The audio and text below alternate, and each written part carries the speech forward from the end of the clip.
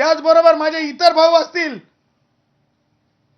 या सगळ्या मागासलेल्या ओबीसींवर आपण कुऱ्हाडीनं कट कट कट त्यांचे हक्क तोडायचे का? कुऱ्हाडीनं कट कट कट आरा मशीन मध्ये टाकून तसं लाकूड कापतो तसं कापायचं का? लाकूड कापतो तसं कापायचं का? खटकासारखं यांना तोडायचं का? भारतरत्न डॉक्टर बाबासाहेब आंबेडकरांनी हा स्पेस निर्माण करून दिला.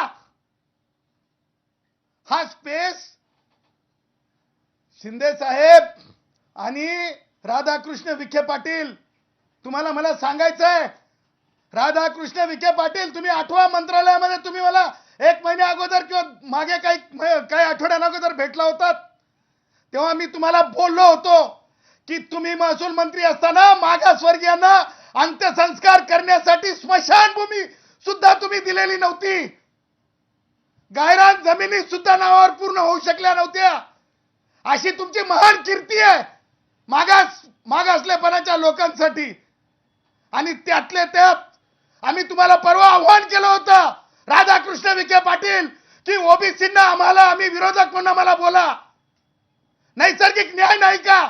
जातीवाद आहे का? ओबीसींना बोलू नये का? सन्माननीय धनंजय मुंडेंना का बोलवलं नाही? सन्माननीय बावनकुळे साहेब का नाही सोबत तुमच्या? प्रश्न विचारले जातील. पोट भरलेल्याला डेझर्ट देणं आणि कष्टकरी माझ्या ओबीसी, खऱ्या ओबीसींना त्यांच्या हातातला कुटका हिसकावून घेणं, हा द्रोह आहे, द्रोह. हा द्रोह आहे, द्रोह. हा द्रोह आहे, द्रोह.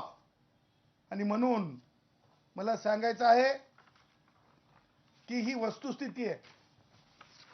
ज्या प्रकारे सन्माननीय छगन भुजबळ साहेबांना रिंगण करण्यात आलं, मंत्रिपदाचा राजीनामा देईपर्यंत, ज्या प्रकारे सन्माननीय धनंजय मुंडेंना रिंगण करण्यात आलं, त्यांना त्रास देईपर्यंत, परत त्याचं वजन त्याच लोकांनी सांगितलं.